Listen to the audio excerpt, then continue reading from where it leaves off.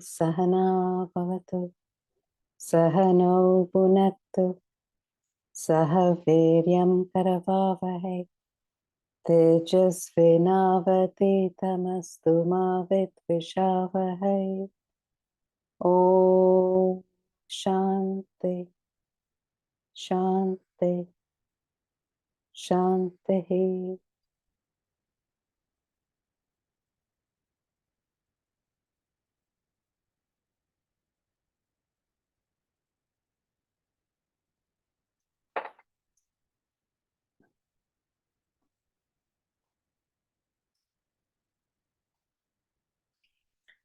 So we left off on looking at the verses on Swadharma and Paradharma, and the key principal message to take away is that it's important to follow Swadharma, irrespective of whether you're good or not so good at it, whether merit and demerit.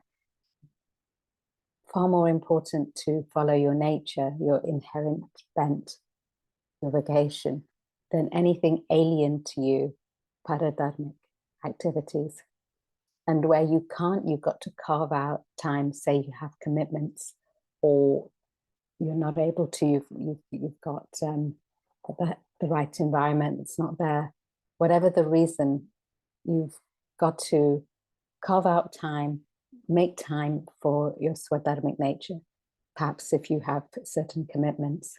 So better to do swadharma than paradharma, though devoid of merit. In fact, it's only devoid of merit initially. As you go on, you'll get more fluent and articulate in whatever that nature is, and you'll create the environment which will work for you. So it brings about that internal peace, and that internal peace then projects outwards as that external peace and happiness. So it starts here always. If you don't do your swadharmic activities, what happens? Pretty straightforwardly. Well, what's the opposite? Anyone?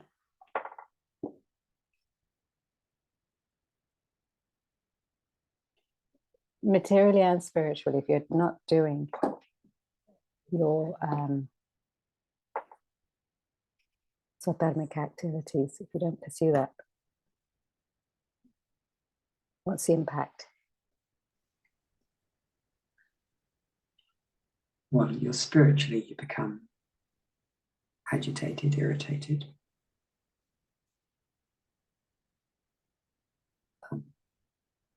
Practically, I'm not sure. Okay. Anybody add on to what Jim's saying? Isha? Dissatisfied. Dissatisfied. Mm-hmm. I mean, we're dissatisfied anyway. That's why we're, I guess, asking and seeking this path. But it's dissatisfied to a more daily, practical level, and lack of growth. We feel that we're not growing when we look at our spiritual path. We're dissatisfied, not growing. What else? What else happens? You're not growing and you're dissatisfied.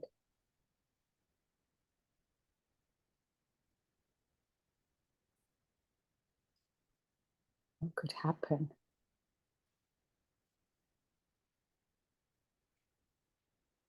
Well, you're building up more vasanas. So you're building up more vasanas.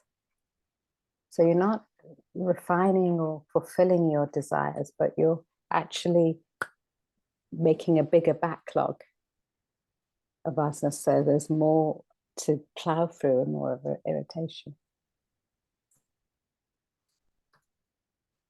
So if there's more to plow through, more of irritation, more vasanas and desires that you want to be catered to, and you're looking outside, then there's friction. You cause friction with others.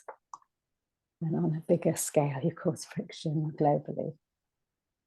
On a smaller scale, whoever you're relating to, or whatever you're doing. So it says here, if you follow one's swadharmic nature, you don't incur sin. And sin, this word sin, is a problematic word in the English language because it can mean perhaps something slightly different to what we're talking about here. So here we're talking about, what is it? What was our question? The question to begin with in class, do you agree with the Gita's definition of sin? So what are we inferring in the Gita? What is it inferring first? We agree or disagree?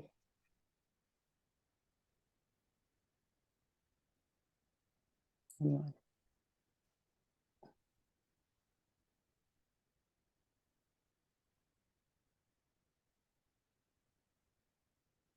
Sin is personal agitation. And is it in the action or what? How do we determine that? What makes it so?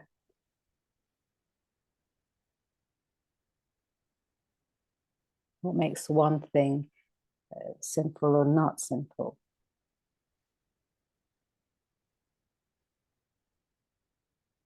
The Gita's definition is personal rather than social or moral.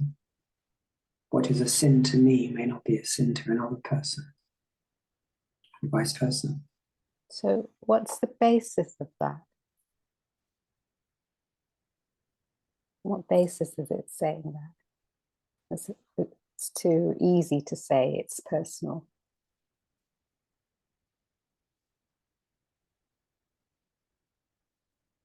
Anyone?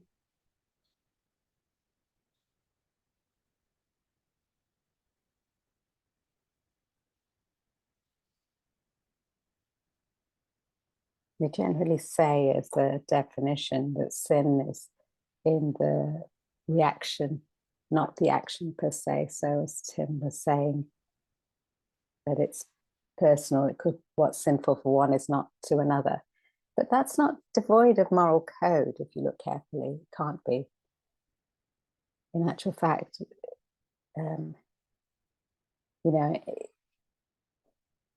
you stay put. It may not bother you, but you stay put if you don't follow a moral code or a universal code.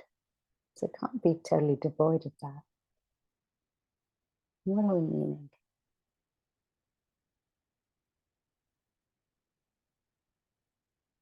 So sin in the reaction,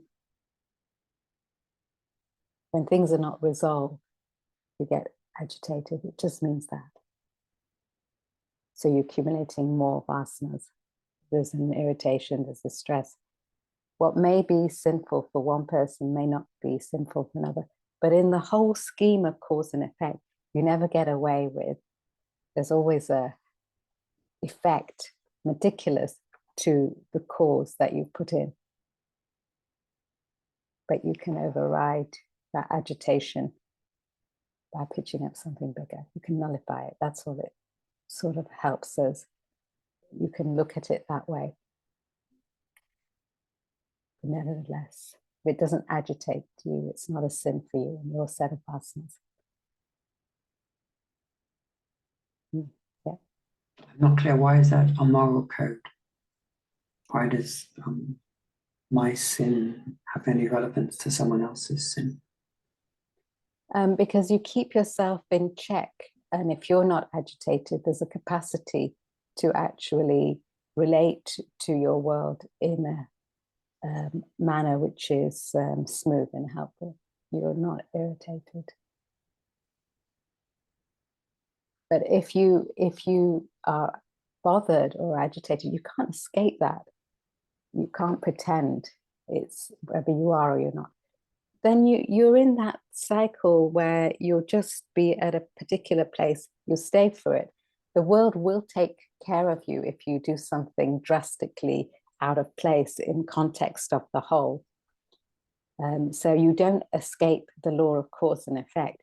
You just don't personally get irritated by it. So you have a capacity to grow yourself and evolve to nullify it.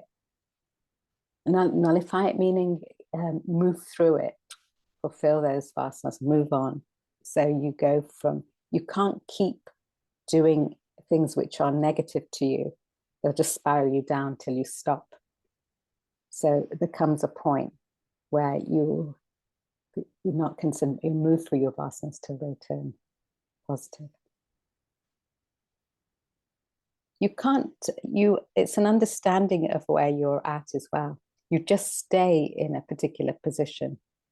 You won't evolve until you deal with it. Cause and effect takes care of that, and so does society.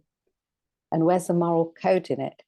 The moral code in it is that if you don't sort yourself out, you can't relate.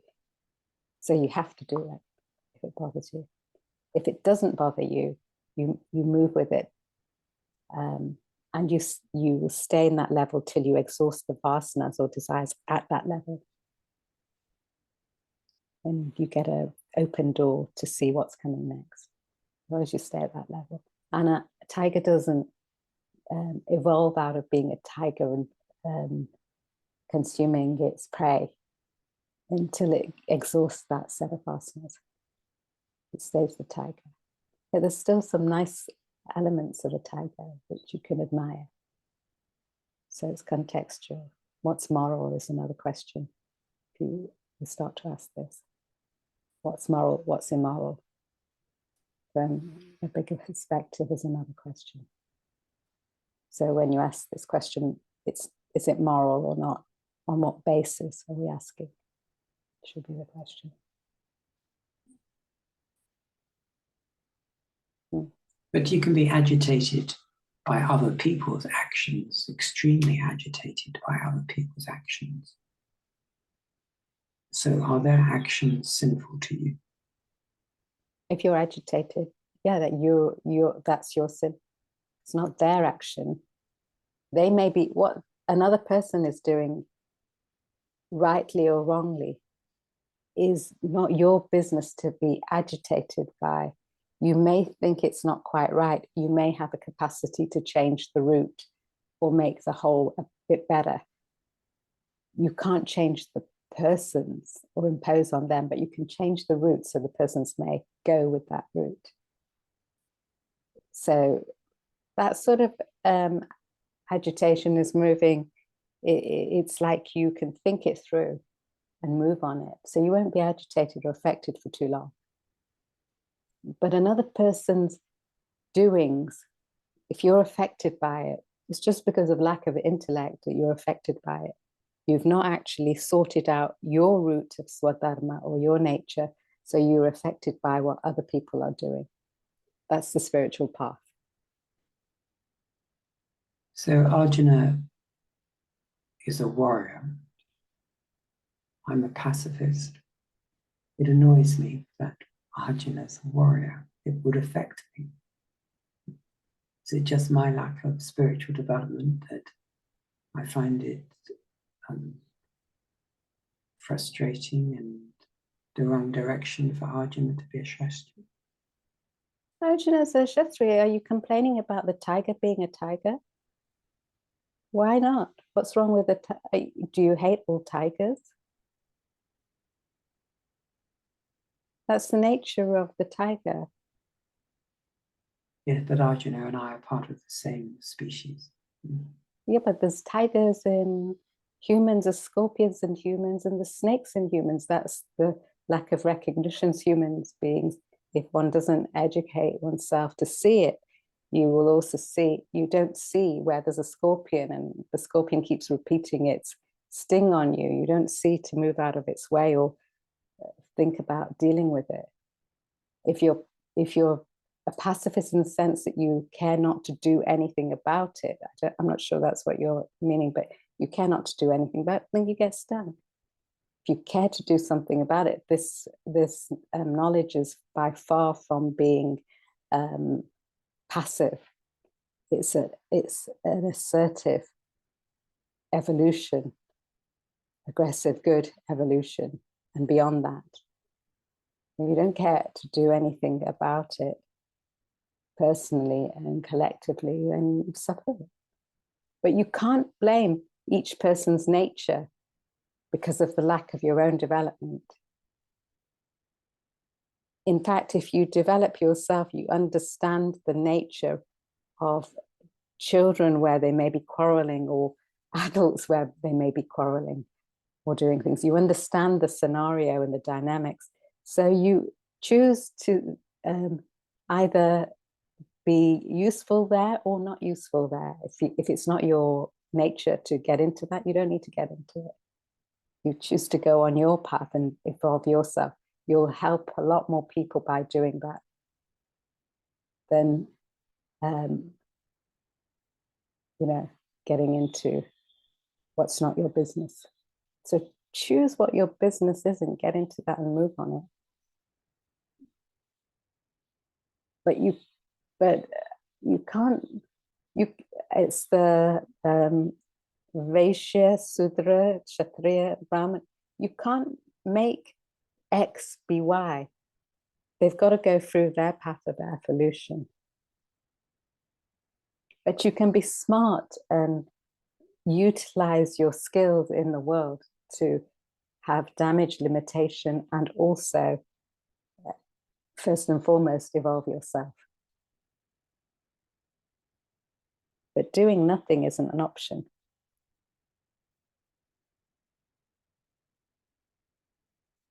Whoever you are. You might take an approach where you're deliberate in being a pacifist, but you've got to understand there's cause and effects, or a warrior.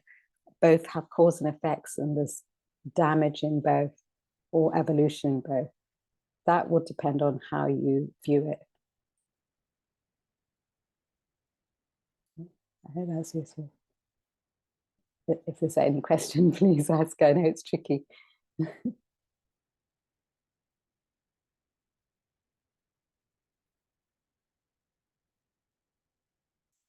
Shall we go? Has anybody got any? The question was, do you agree with this? Tim, you put the question, but anybody else agree or disagree? I don't know. Which suggests that there's a different view to the anybody.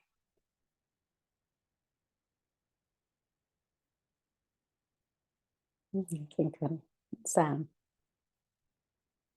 Just a quick one.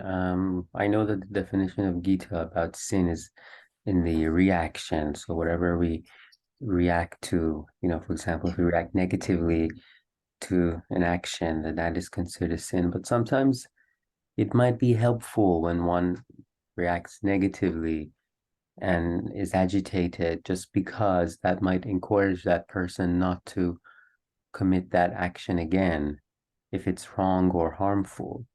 So it's fair enough.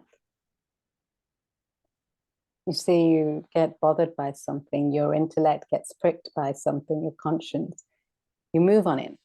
What's not okay is if you get bothered by it and you don't do anything about it. So if you're bothered by it, wherever you can, maneuver yourself to act on it, because that will nullify that irritation and make you move on, or make you think on the perspective of what you're in. That's certainly.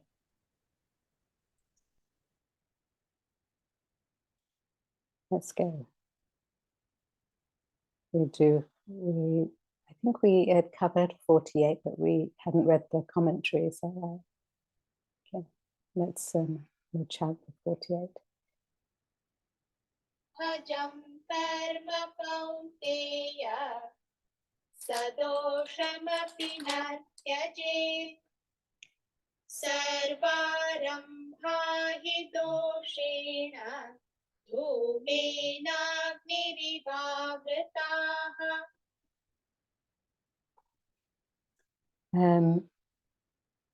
Sam, if you could read the verse. 48. The action born with oneself, O Kanteya, though faulty, one should not relinquish, for all undertakings are fault-ridden as fire by smoke. So just a recap from last week. So Krishna's asking Arjuna to act, and Arjuna's frightened of acting, in fact, in this. He thinks it's wrong to fight. But he is the warrior, so he's got to do it. That's what he's cut out to do. That's his nature. So he's got to get on to doing it. So he can't relinquish that action, though he thinks it's not okay. So in all actions, there's an element of evil, negativity, in respect to the absolute. So the idea is you can't just drop everything, but you get on with it and you pitch up the bigger value. That way you drop it. So that idea of acting with actionlessness, that selflessness, you drop the action per se, in a sense. You go through it, you drop the vasana. So you've got to keep with your swadharma in order to be able to do that a little bit more readily, smoothly. He mentions the smoke and fire. It's actually once you get that fire lit, the smoke disappears. So once you get onto your swadharmic nature, the anything holding you back disappears. So action per se, in the whole scheme of things, is got a faulty error, but get onto it. You relinquish that action by your selflessness. And therefore, in your evolution. Let's read it.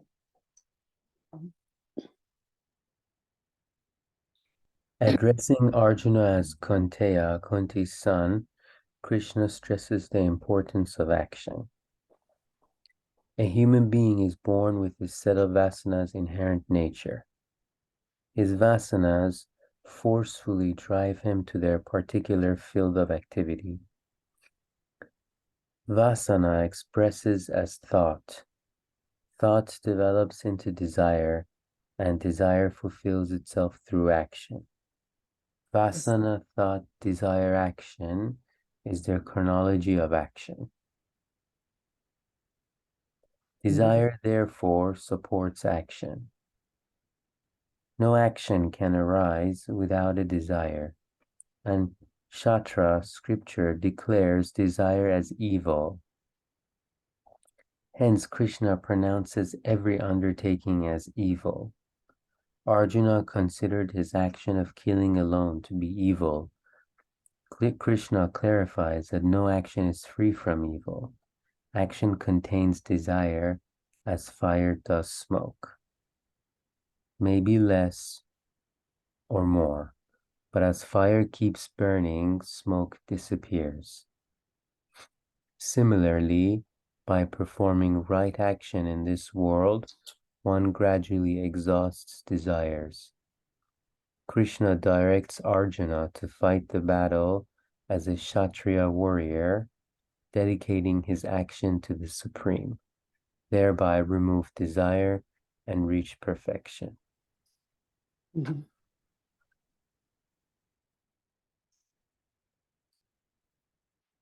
So just one point, the chronology of action is vasana, thought, desire, action.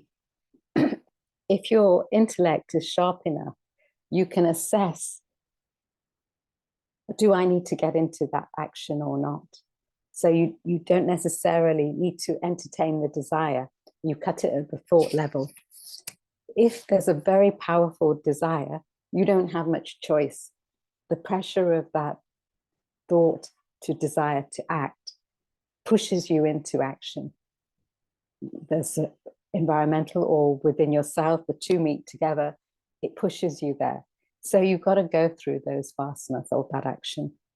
in which case, the quicker you go through them, through right action, the quicker you get out of it. That's the idea.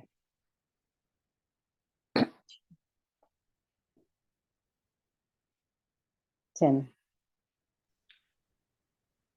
So earlier in our conversation, we talked about sin. And in the European context, sin has a definite theological thing. Here we're talking about evil. Mm-hmm. And again, although Krishna is undermining that concept of evil, evil again is not a concept in the Gita. Sorry. They're invoking sin and then invoking evil. So does evil have a position within the Gita's theology? Yeah, the whole thing is playing on good, bad, and beyond. So evil, what's the opposite of evil? Good and evil, and something beyond.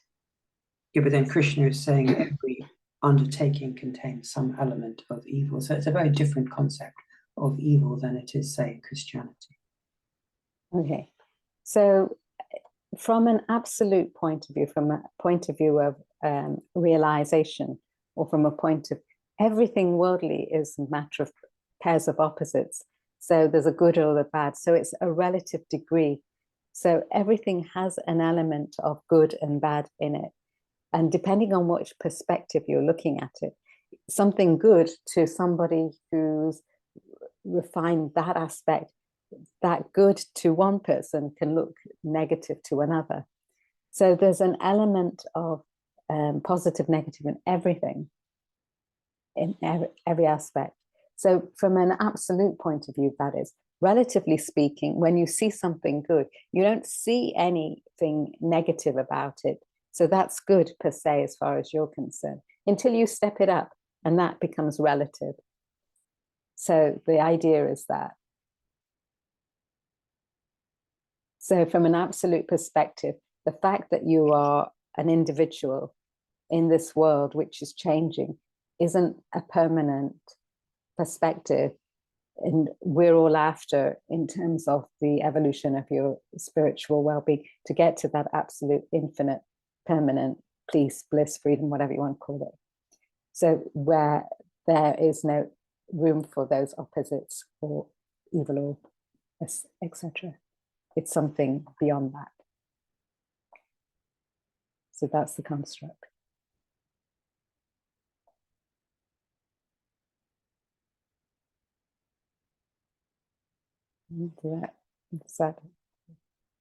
So the fact that one allows the vasana to manifest beyond the thought is perpetuating that thought to become a desire, and it's perpetuating it to become an action. So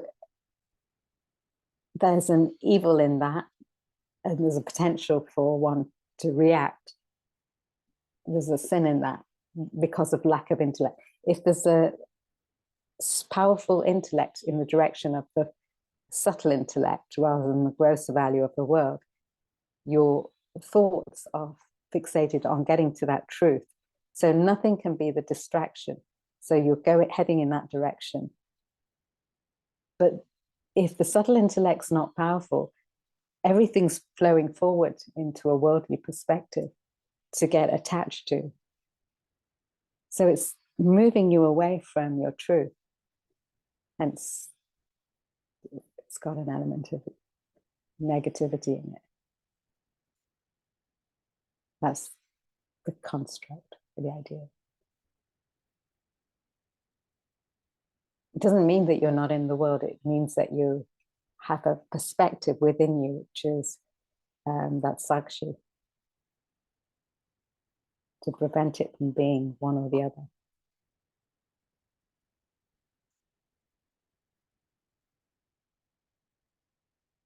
Sometimes something negative can kick us into something positive.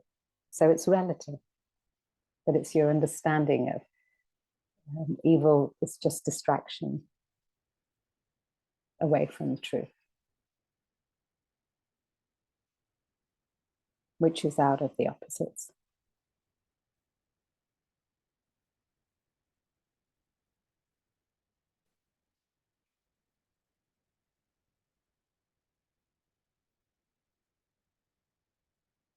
Is it okay?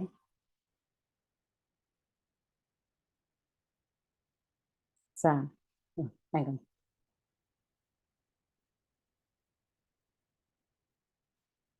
Okay, 49.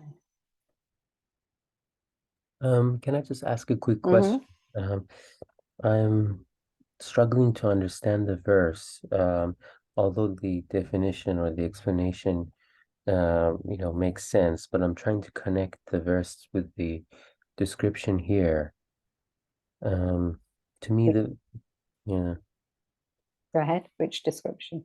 Which No, part? no, the description is clear, like what Swamiji has provided, but the verse itself, I'm struggling to understand it.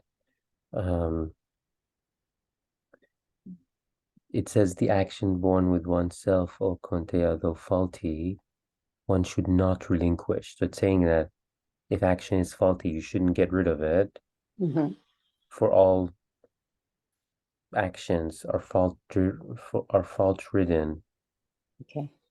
As fire by smoke. So if you look at the previous verse of Swadharma, he says, even if it's without merit, you shouldn't give it up. So even at the initial stages, you start to pursue something. You may be in the wrong environment. You may be in not have the skills to do it, but innately you feel that's what you should be doing. So in the beginning, it's like faulty. And in actual fact, if you're not, the way the world looks at it, if it's not matching up to what the world's expectation is, it looks like faulty. In actual fact, most people are thinking that you pursue a spiritual path of philosophy rather than something else is faulty. Yeah, if you understand it in that context. But when you move on it and you understand that that initial stage seems faulty, as you move on it, it becomes steadfast and bright. So you start to resolve and dissolve those vasanas or desires which are not. You fulfill them and move to the next. That's what it means. Does that make sense? Yeah, no, that makes sense. Thank you. That makes it clear. So the faulty bit is not okay. The faulty bit is saying, oh, even if you're following your swadharmic nature or your action born with oneself, which means your swadharma, that's okay that it's faulty. Keep going.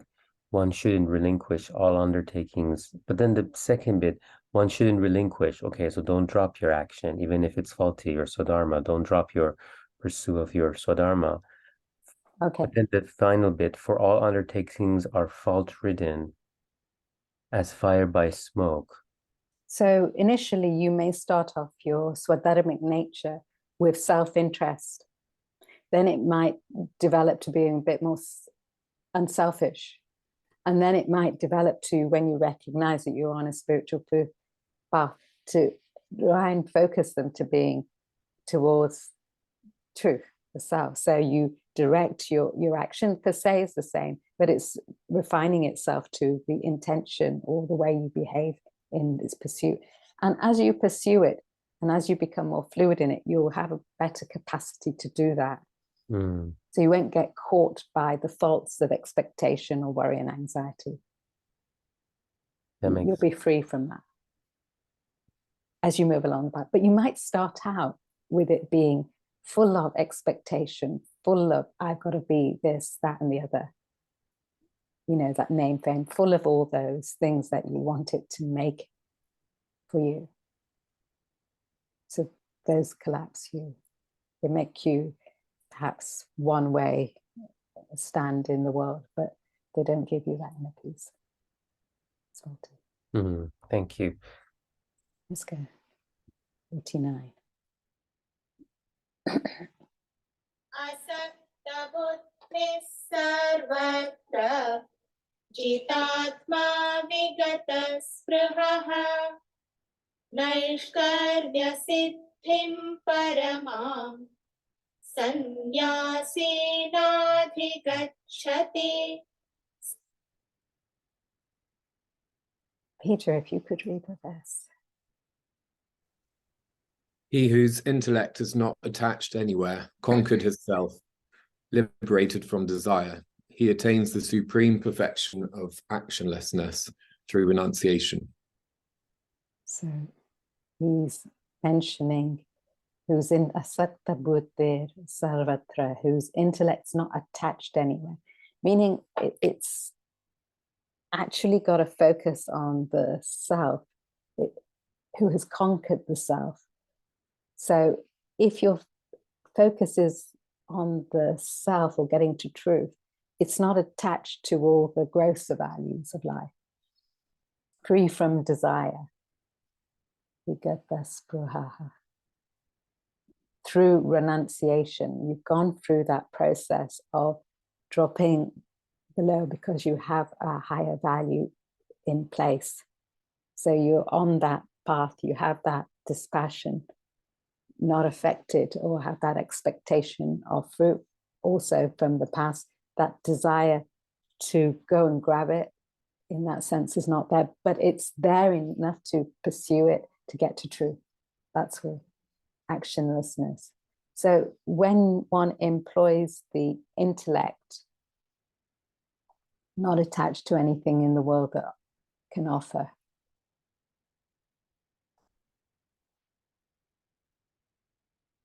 you get that clarity.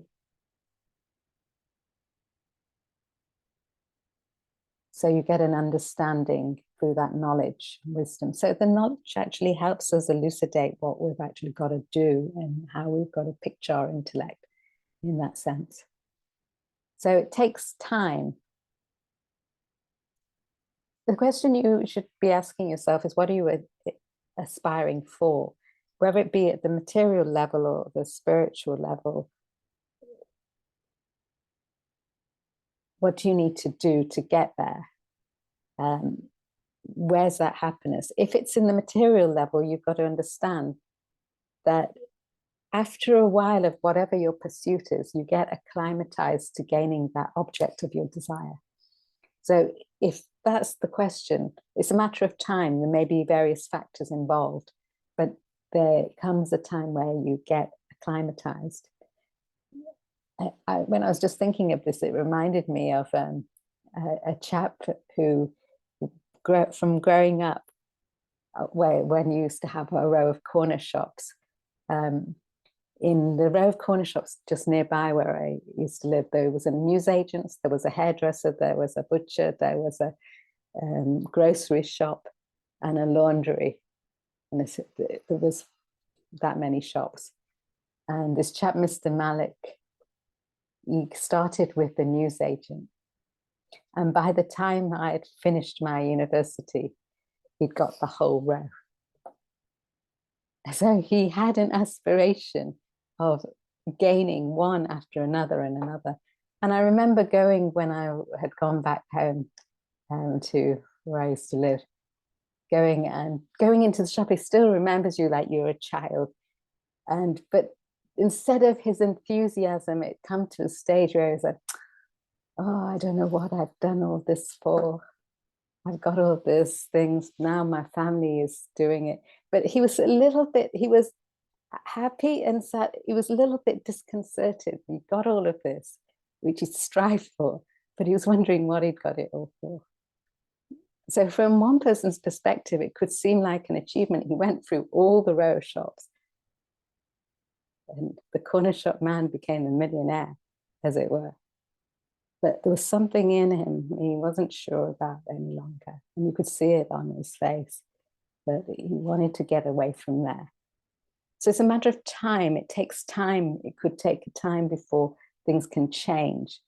But in our case, those whose intellect is not attached anyway, not attached on those gross things, but who's conquered those desires, you're not any longer needing that. You've stepped up. You've got your focus on something bigger. The thing is, even in the spiritual path, the thing to note is not to get involved even in the spiritual path where it gets tantalizing. And you get those pleasures which are subtler. Don't get attached there. Otherwise, it's the same principle as Mr. Malik. You get it all, but you won't be okay inside. So where one's not attached through actionlessness, selfless service, through renunciation. So you've got to keep moving. A little bit of restraint in your activities. So you get that objectivity, gain that dispassion. You move up, you step it up.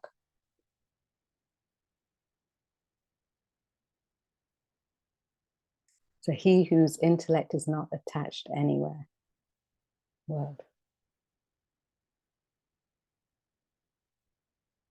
Is important. Conquered his self, liberated from desire. So this person is on the verge of meditation, is refined themselves through renunciation. Renunciation, always taking up, never giving up. You've taken up a higher value, the low value drops. That's the practice. Tim. So returning to Mr. Malik, Mm-hmm. You're suggesting his path should not have been to buy up all the shops in that row and then buy up all the shops in Manchester. At some point, he has to seek a higher goal that's not to do with shops. Is that what you're saying? Or? Not to do with, you see, he recognized it. I recognized it in him 2 or 3 times I'd visited him, and he was like, but he had that powerful desire that I still want to get this. I want to make the row. And then he had family, and then family he had grandchildren. I want this. It was a desire. But inside of him, it was like, you could see, what's this for? So yes, there's got to be, if you can recognize it earlier in yourself, you can have the shops if you want, but that attachment, that desire, which is making you run after that worldly thing, doesn't allow you to, it just perpetuates the desire rather than allow you to refine it. If he'd refined his desires in what he wanted, he would have been happy with the row. You could just keep going, but he would be quite detached from it and be able to look at things differently. So it's not the quantum per se, but it's more to do with the attitude. And you've got to understand in one's own nature, where is enough for you in terms of the material. Not saying you should have less or anything, but it's a mental attitude, enough of the attachment rather than the quantum impact. So he got in, the material so tantalizing, you get involved in it. The spiritual is even more tantalizing, so you can get involved in it and actually not spiritually grow. So even that at every point has got to, the value's got to keep moving towards that direction of universal truth. You've got to be objective to everything, not get involved.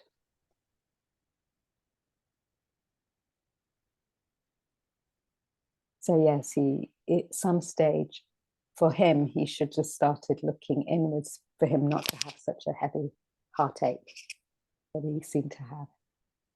And I chat with him.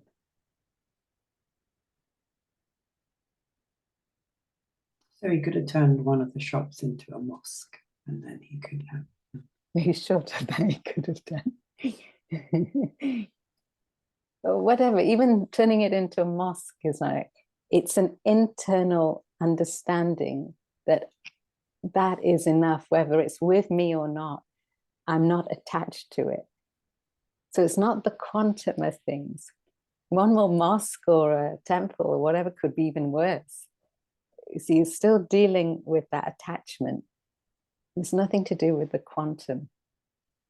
So if you know, it's the desire propelling you. Is the desire for the material that way, or is it for the spiritual? For the spiritual, even then you've got to keep going. So it's the attachment to that desire which you've got to avoid.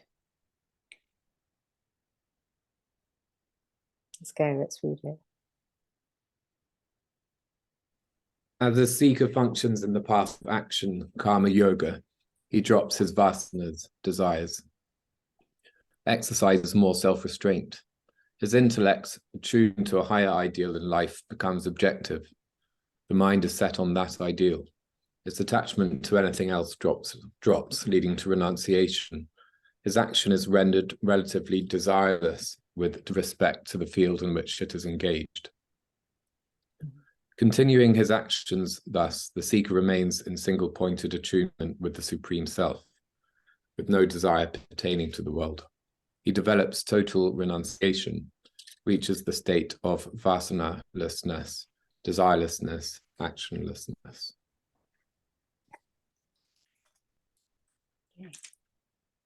So a little bit of restraint, focus on the higher value you can pitch up on. The lower starts to weigh, that attachment.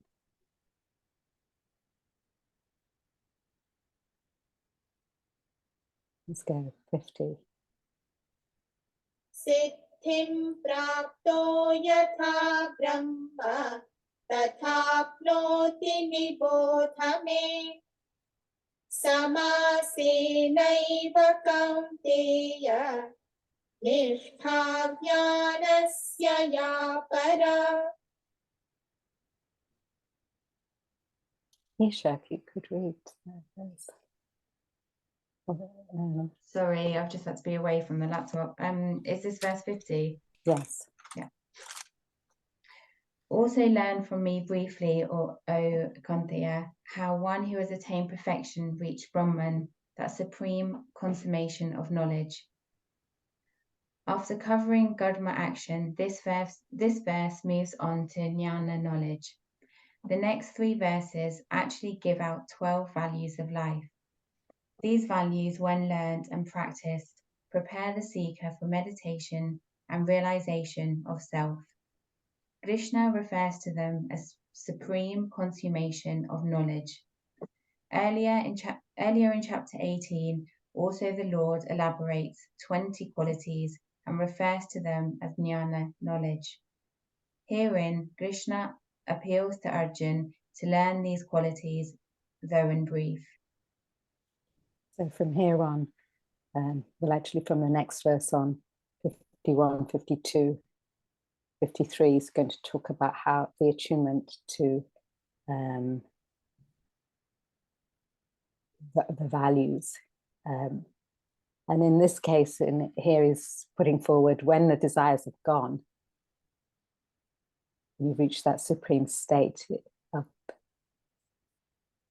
so the unfulfilled desires are no longer there, there's no longer any stress. When the mind is calm, your intellect is sharp,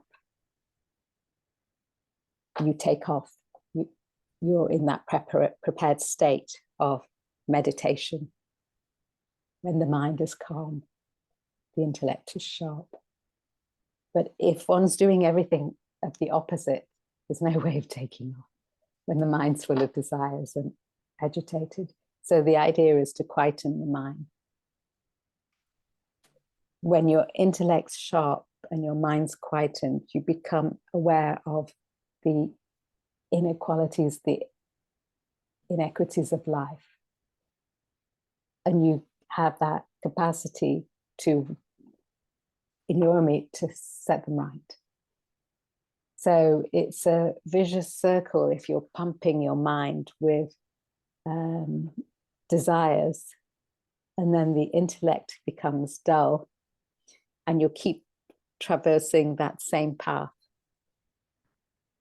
So the idea is the next few verses give us that, give us those 12 values, to make that adjustment for that preparation.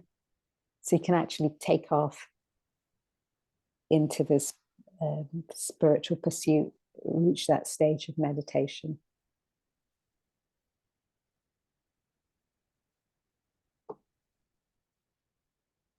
Mm-hmm. 10. We're going to move on to 51. these 12 qualities.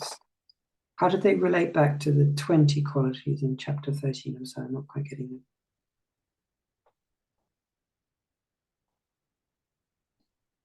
Well, the 20 qualities of a jnani give us that information of how you how you use your intellect. What are the traits which can help you use your intellect in terms of relation to your world, or elevate your subtle intellect. And here again, it's the qualities are there to how you may grow your karma bhakti jnana yoga, which is coming up. How you gain that self-control. I'm not actually sure what you're asking. No, I haven't read it properly, my apologies. It says in the final line of the commentary that these 12 are a briefer version of the 20. Mm. So it's a briefer. Instead of holding 20 in your head, you hold 12. Yeah, it's actually, what did it start with? Endued with a pure intellect, self-control, relinquishing sound and other sense objects is on 51. I'm looking at the next is having abandoned likes and dislikes. So that's the start of it. So those things are these are the general traits which, when you're pursuing your activities, that you kind of bear in mind to make yourself, when you've pitched up on something, make yourself understand the relevance of what you actually have to do and where you have to place yourself in order to act smoothly. So it's not that these haven't been said in the 18 chapters prior, it's just a summary to give you a focus if you've not already grasped that.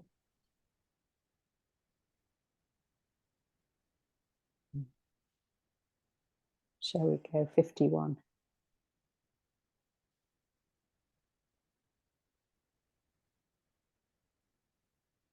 Let's go 51. Let's see if you have any question.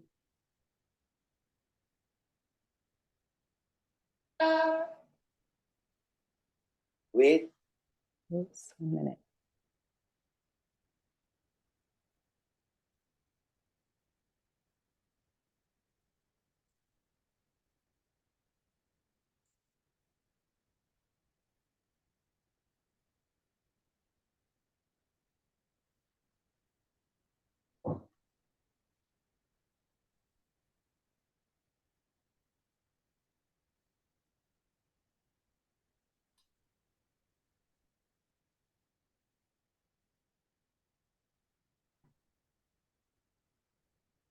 बुद्ध्या विशुद्धया युक्तः धृत्यात्मानं नियम्य च शब्दादीन् विषयान् त्यक्त्वा रागद्वेषौ व्युदस्य च विविक्तसेवी लघ्वाशी यतवाक्का. Thank you. So 51. Tim, if you could read the verse. Verse 51. Endued with a very pure intellect, having controlled self through firmness, relinquished sound and other sense objects, renounced love and hatred, and ... Yes, I'm not sure what the ... is, to be honest. So before you ask me this question, generally, I guess it could mean the opposites, but search me. We have to make I'm guessing it's because he's linking 51, 52, and 53. Yeah.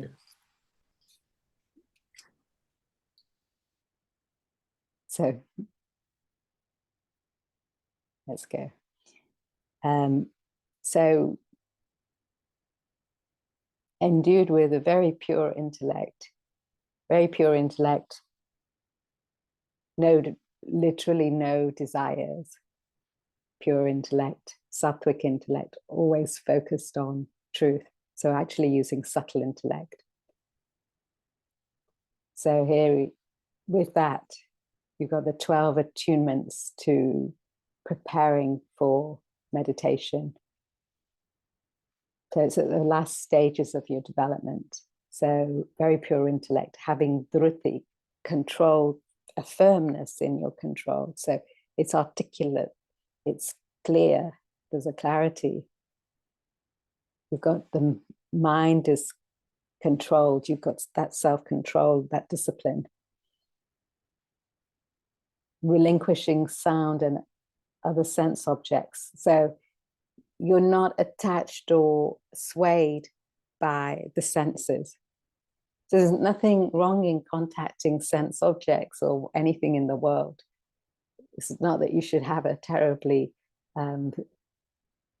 fearful life of contacting anything, or you shouldn't enjoy anything, quite the contrary. But you just don't get affected in the way that it doesn't sway you. You don't have a craving for those. You have a right value, your relationship to the objects. You've got a value, you've set a right value for them, an understanding of what they can offer and their value, which diminishes. You have an understanding of what they can do. So you don't get ever overexcited about it, or you don't get diminished by not contacting. You just go that middle path. You have the right value. You understand that in terms of wealth, for example, wealth can be, it's a commodity. It can be exchanged for sense objects. So the sense objects, the wealth can gain you the sense objects, vice versa. In the sense that if you control your cravings, you control your wealth as well. So there's just an understanding that the famous statement by Ramatirtha that iron and gold can buy only iron and gold. It can't buy the subtler values. It can't buy thought and emotion. It can buy the support system around, and that's all it is. It's not permanent in any way. So relinquishing sound and other sense objects. So just not being attached to the senses, not having those cravings. Renouncing likes and dislikes. You're not swayed by your likes and dislikes. We all have likes and dislikes. We can't avoid them. You can't drop your likes and dislikes, but it's just asking you to be informing yourself, or it's at this stage, you've informed yourself that you are not swayed by that craving. You understand you have likes and dislikes, so you can use them to your advantage in your swadharmic nature. You don't get stuck with it. You understand. Over time, you're moving. So over time, you can move and change. So you're not craving over those raga dveshas. You don't become contacting likes which are unintelligent, or dropping things that you don't like, which perhaps you have to do. You can do that by understanding what one ought to do and disconnecting from that little bit of self-restraint, from getting attached to those values. That comes from understanding what you ought to do. Not just doing it, but not because you like it or you don't like it, but thinking what you ought to do. So you can't give up everything. The whole thing is, in your relationship and your contact, you're not unduly, you're not affected. Things don't push you up or down. You see them for what you are, they are, your objective. You understand the limitation. You understand the physical aspect, the mental aspect. You understand the sharp intellect, what it can do. That's so this is the starting point of it. I think we can finish here. Yeah. Right. Thank you. Are you? Thank you.